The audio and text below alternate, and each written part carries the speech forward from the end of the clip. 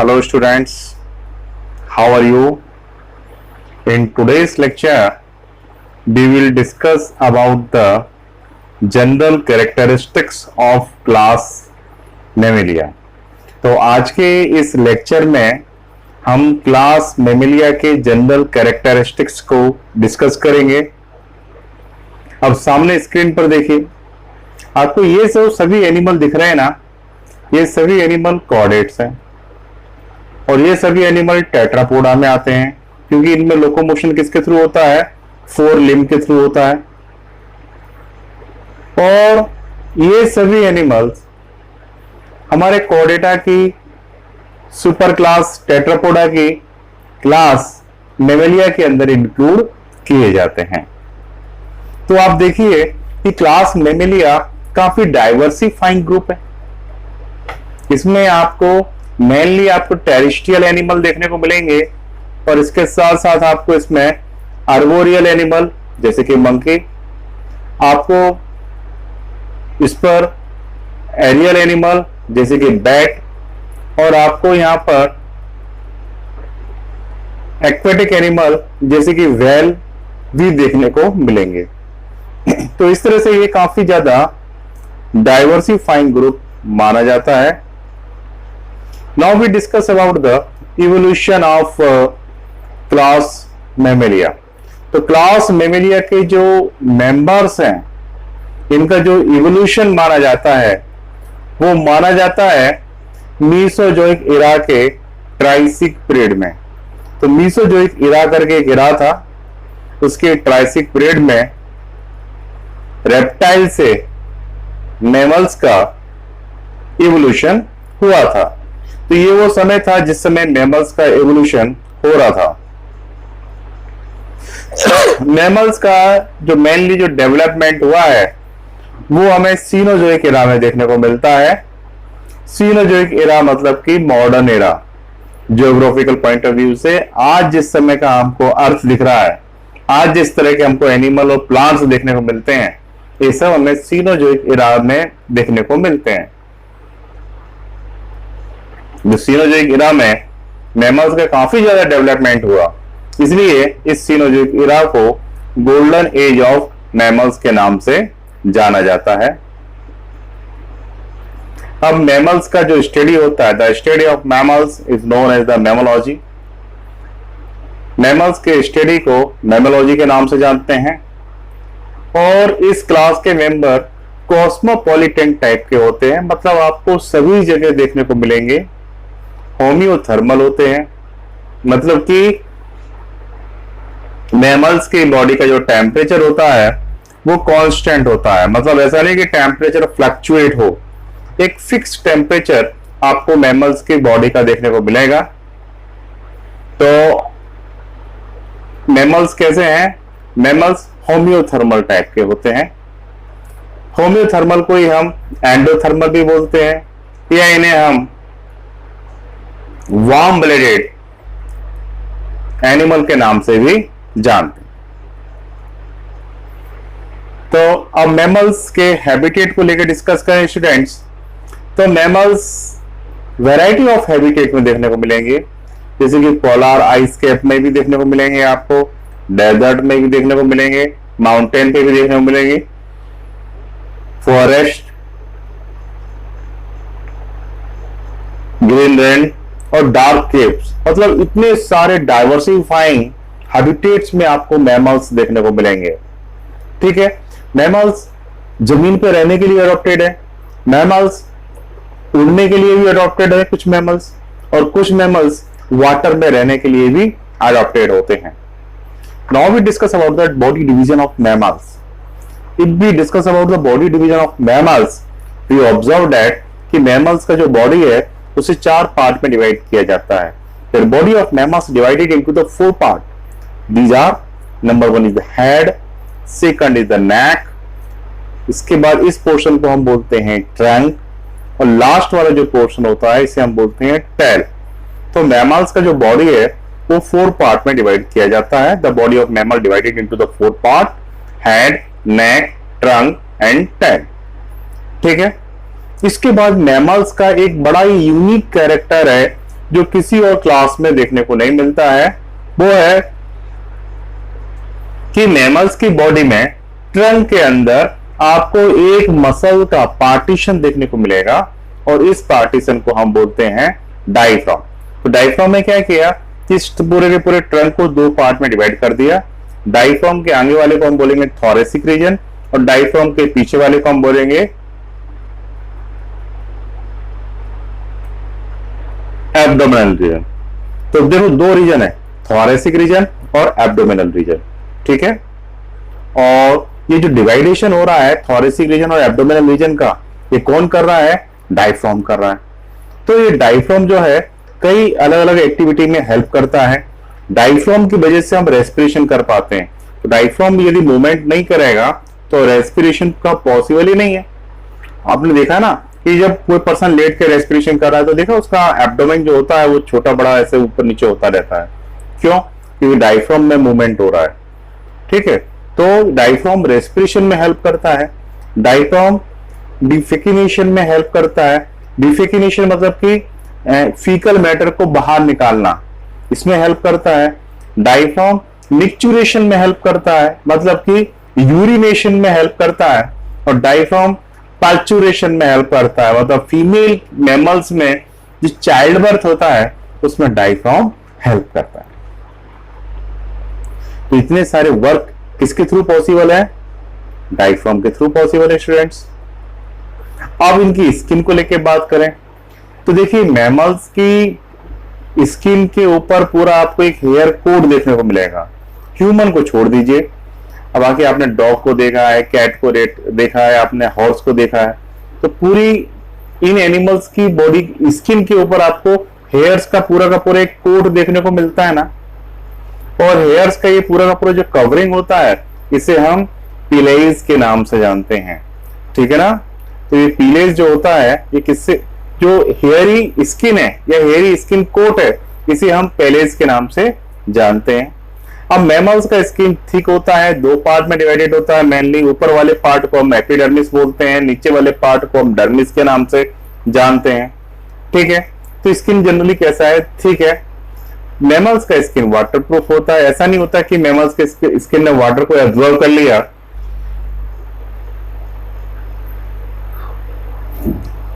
ऐसा आपको यहां पे देखने को नहीं मिलता है। मैमल्स का जो स्किन होता है वो वाटरप्रूफ होता है। मैमल्स की स्किन का एक बड़ा यूनिक कैरेक्टर है कि मैमल का जो स्किन है वो ग्लैंडुलर है, मतलब कि मैमल्स की स्किन में ग्लैंड्स प्रेजेंट है। आप कई तरह की ग्लैंड्स प्रेजेंट होती हैं, जैसे स्वीट ग्लैंड होती हैं जिनसे कि बेसिकली स्वीट या पसीना निकलता है। हमारी स्किन पे ऑयल ग्लैंड होती हैं जो कि ऑयल सिक्रीट करती हैं, या ऑयल ग्लैंड को हम सेबेसियस ग्लैंड के नाम से भी जानते हैं। और इनका जो सिक्रीशन है, ऑयल ग्लैंड का जो सिक्रीशन है, उसे हम सीबम के नाम से ही जानते हैं, ठीक है। और इसके अलावा मैमल्स की बॉडी पर आपको मेमरी ग्लैंड्स देखने को मिलेंगी जो कि मिल्क का फॉर्मेशन करती हैं। These mammary gland male female दोनों में देखने को मिलेंगी। These mammary gland is the modification of sweet gland. तो मेमरी ग्लैंड किसका मॉडिफिकेशन है? स्वीट ग्लैंड का मॉडिफिकेशन है, but these gland active only in the female.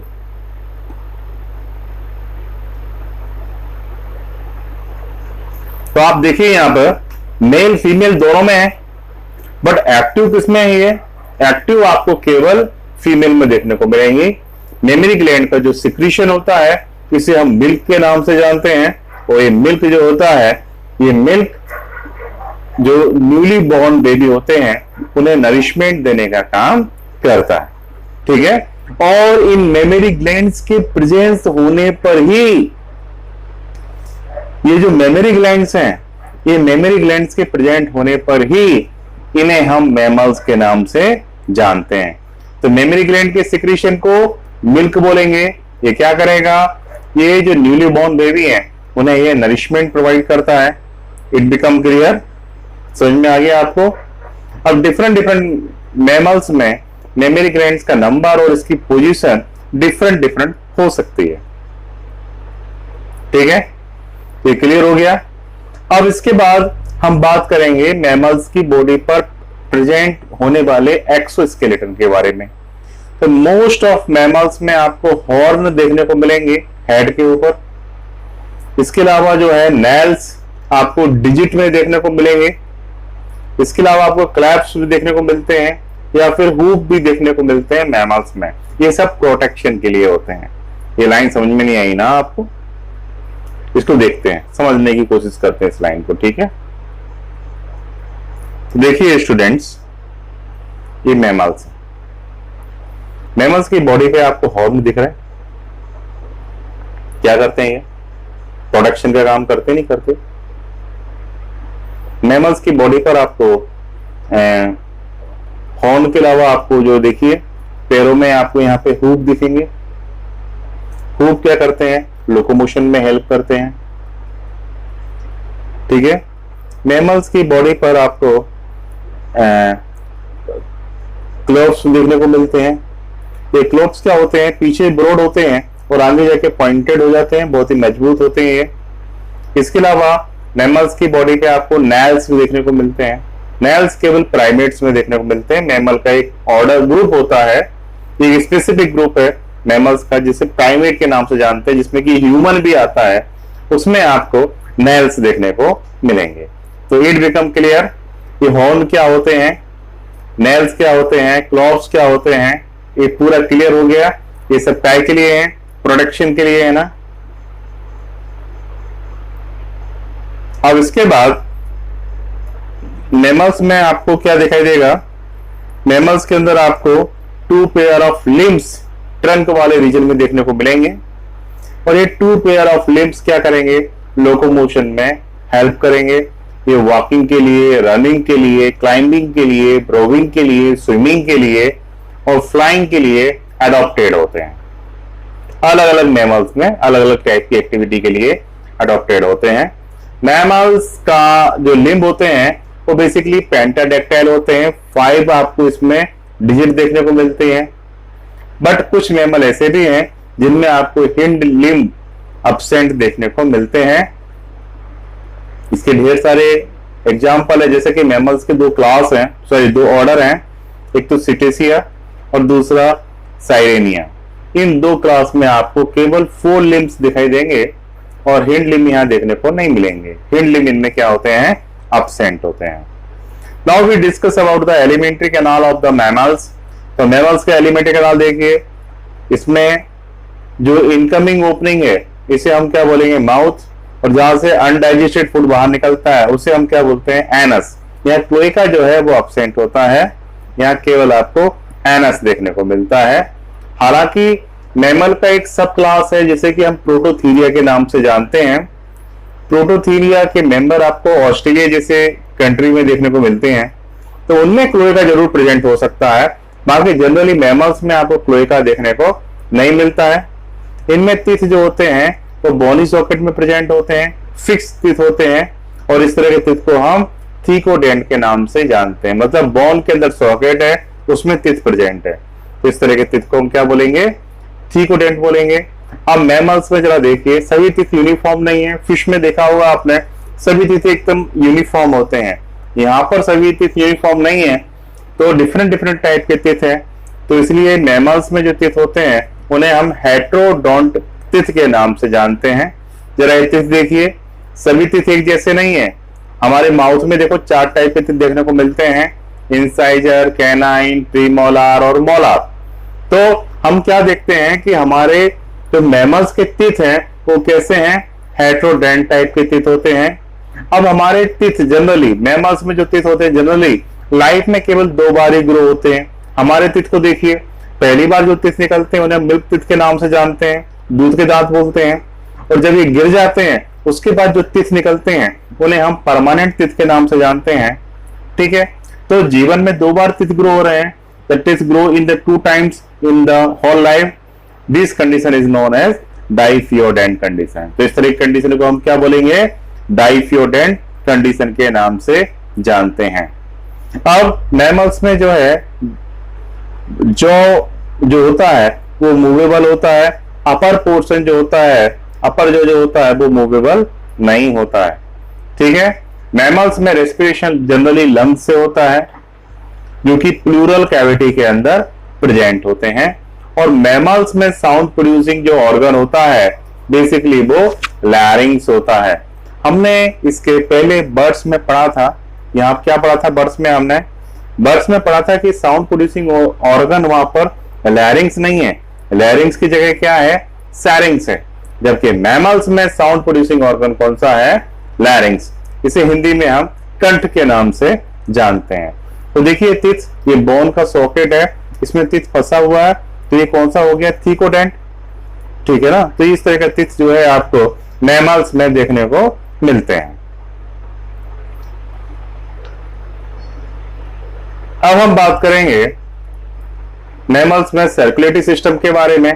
तो मैमल्स में जो हार्ट होता है ये 4 चेंबर होता है, 2 एट्रियम होते हैं, 2 वेंट्रिकल होते हैं। मैमल्स में आपको डबल सर्कुलेशन देखने को मिलेगा। डबल सर्कुलेशन की मतलब कि हार्ट में से 2 बार ब्लड पास आउट होता है कंप्लीट सर्कुलेशन में, ठीक है। इस तरह के सर्कुलेशन को हम डबल सर्कुलेशन के नाम से जानते हैं, ठीक है। इसके अलावा हार्ट में एडिशनल चेंबर, जैसा कि आपने फिश में देखा था कि साइनस वेनोसस जैसे एडिशनल चेंबर थे, ऐसे चेंबर यहां देखने को नहीं मिलते हैं।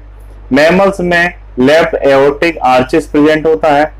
ये क्या है, इसका मतलब ये है कि हमारे हार्ट से जो सिस्टमेटिक एओर्टा निकल रहा है वो लेफ्ट साइड में टर्न हो रहा है, इसे हम क्या बोलते हैं, लेफ्ट एओर्टिक या सिस्टमेटिक आर्चेस के नाम से जानते हैं।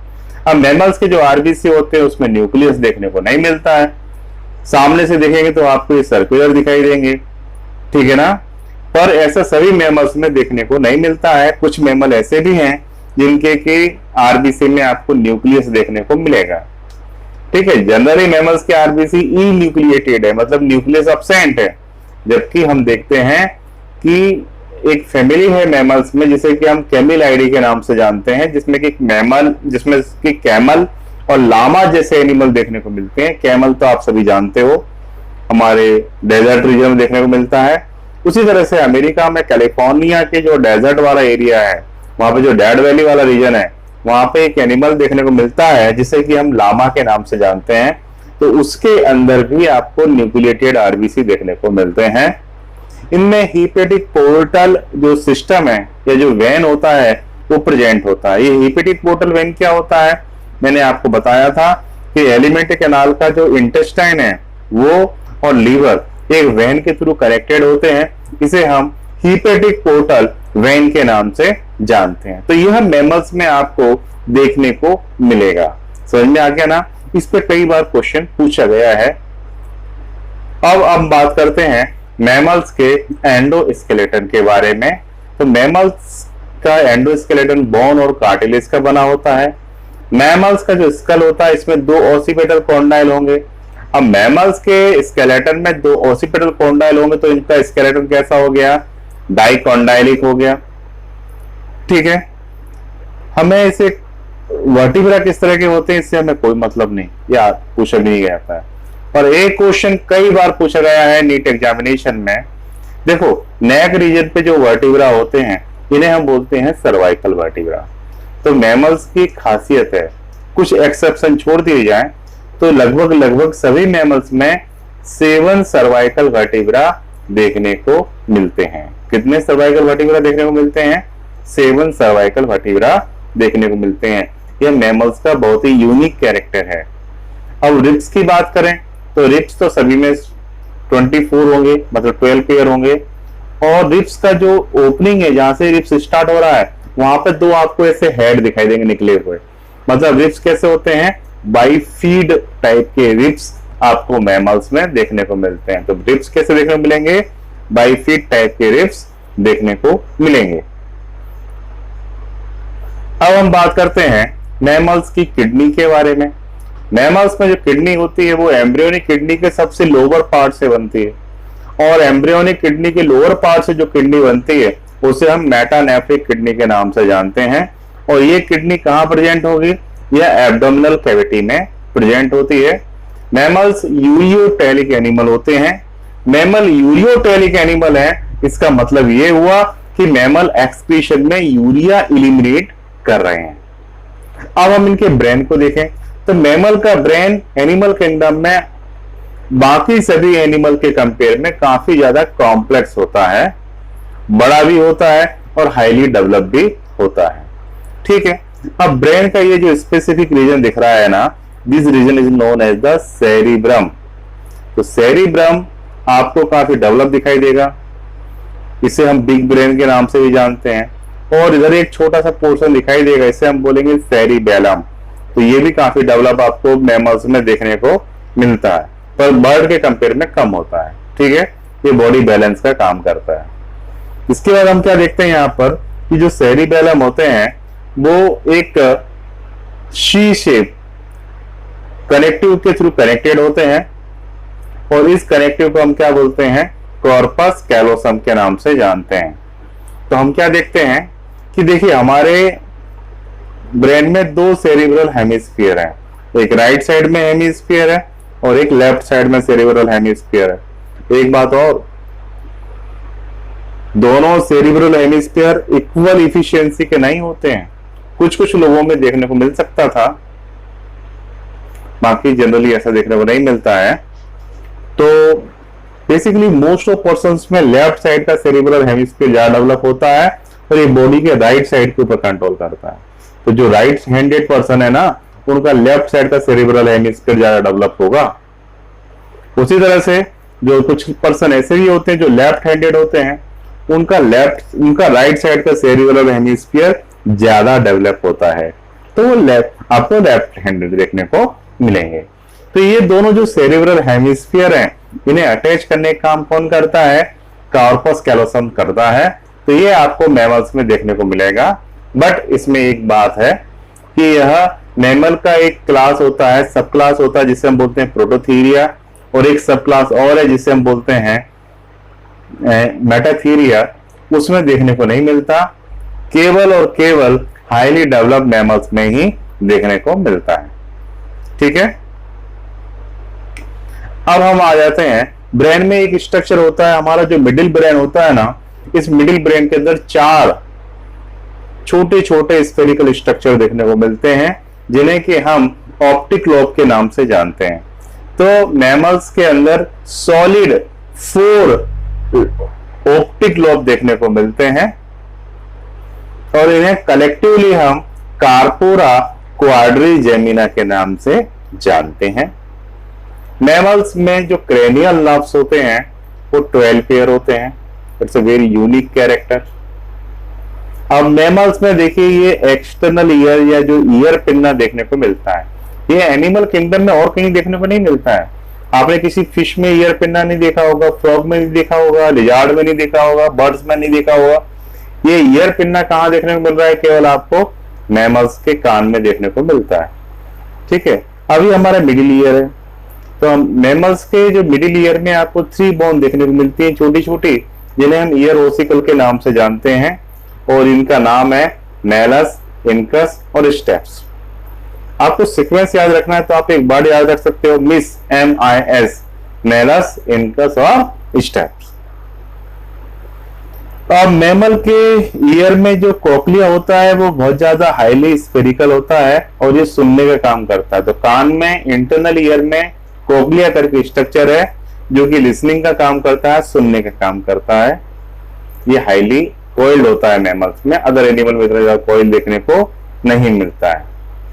अब हम बात करते हैं मैमल्स में रिप्रोडक्शन के बारे में। तो मैमल यूनिसेक्सुअल होते हैं, मतलब यहाँ मेल अलग होते हैं, फीमेल अलग होते हैं। मैमल्स में एक बड़ी अजीब बात है कि अदर एनिमल में टेस्टिस बॉडी के अंदर ही प्रेजेंट होते हैं, पर मैमल्स में टेस्टिस बॉडी के बाहर प्रेजेंट होते हैं। पर प्रश्न उठता है कि क्यों होते हैं बॉडी के बाहर। तो देखिए स्टूडेंट्स, मैमल की बॉडी का टेम्परेचर 37 डिग्री सेल्सियस है, जबकि स्पर्म का फॉर्मेशन जो है 35 डिग्री सेल्सियस पे होता है। तो बॉडी के अंदर तो ये टेम्परेचर मेंटेन नहीं हो सकता, इसलिए जो टेस्टिस होते हैं वो बॉडी के बाहर स्क्रोटल सेट के अंदर प्रेजेंट होते हैं। ठीक है, इट बिकम क्लियर। इसके अलावा मैमल में एक डिस्टिंक्ट पेनिस होता है, इसका यूज कॉपुलेशन के लिए किया जाता है, सेक्सुअल इंटरकोर्स के लिए इसका यूज किया जाता है। ठीक है, फीमेल में हम देखते हैं कि वेजाइना के अंदर पेनिस एक मॉडिफाइड फॉर्म में पेनिस का एक अनडेवलप्ड फॉर्म देखने को मिलता है जिसे कि हम क्लाइटोरिस के नाम से जानते हैं। मैमल्स में फर्टिलाइजेशन आपको इंटरनल देखने को मिलेगा और ये कहां देखने को मिलेगा? फैलोपियन ट्यूब के अंदर देखने को मिलता है। तो फीमेल का ये जो रिप्रोडक्टिव ऑर्गन है, इसका ये वाला जो पोर्शन होता है इसे हम फैलोपियन ट्यूब के नाम से जानते हैं। तो वहां पर आपको फर्टिलाइजेशन देखने को मिलेगा। एम्ब्रियोनिक डेवलपमेंट बॉडी के अंदर ही होता है। बॉडी के अंदर यूटेरस के अंदर एम्ब्रियोनिक डेवलपमेंट देखने को मिलता है। ठीक है, यहां पर आपको 4 एक्स्ट्रा एम्ब्रियोनिक मेम्ब्रेन देखने को मिलेंगी, जिनके बारे में हमने पहले भी डिस्कस किया था। कौन कौन सी होती है वो? कोरियन, एमनियन, एलेंटोइस और यॉक्सेक। ये 4 embryonic membrane extra embryonic membrane हमें देखने को मिलती हैं। इसके बाद मैमल्स में मदर का टिश्यू और बच्चे का टिश्यू मिलके एक अम्ब्रेला जैसा स्ट्रक्चर बनाते हैं, जिसे कि हम प्लेसेंटा के नाम से जानते हैं।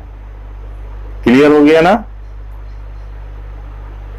अब मैमल्स जो है विविपेरस होते हैं, बच्चे देते हैं। एक मैमल्स का सब क्लास है जिसका नाम है प्रोटोथीरिया, वो ओविपेरस होते हैं। बाकी लगभग सभी मैमल्स विविपेरस होते हैं। इसके अलावा मैमल्स के अंदर आपको पेरेंटल केयर देखने को मिलेगी, मतलब कि यहाँ पर पेरेंट्स अपने बच्चों की केयर टेकिंग करते हैं, उन्हें मिल्क का नरिशमेंट करते हैं, मिल्क उनको फीड कराते हैं। मैमल्स वार्म ब्लडेड एनिमल है, ये तो हम डिस्कस कर चुके थे। वार्म ब्लडेड को होम्योथर्मिक बोलते हैं क्योंकि बॉडी टेम्परेचर कांस्टेंट। एंडोथर्मिक बोलते हैं क्योंकि बॉडी टेम्परेचर इंटरनल फैक्टर्स के ऊपर कंट्रोल है। हमारा ब्रेन का एक पोर्शन होता है जिसे हम बोलते हैं हाइपोथैलेमस, ये क्या करता है? बॉडी टेम्परेचर को मैनेज करता है, कंट्रोल करता है स्टूडेंट्स। ठीक है, तो इतने सारे हमने कैरेक्टर डिस्कस किए, समझ में आए होंगे आपको। थोड़ी सी फास्ट स्पीड से हमने डिस्कस किया था। एक्चुअली हम चाहते हैं कि आपके ऊपर जो आई के ऊपर जो असर आता है मोबाइल कंटिन्यूस देखने से, लैपटॉप कंटिन्यूस देखने से, वो मिनिमाइज हो, समय की बचत हो आपके। और कोई पॉइंट समझ में नहीं आता है तो आप उसे 2 या 3 बार देख लें, तो भी क्लियर नहीं होता है तो व्हाट्सएप करके मेरे से उसको सोल्यूशन ले सकते हैं।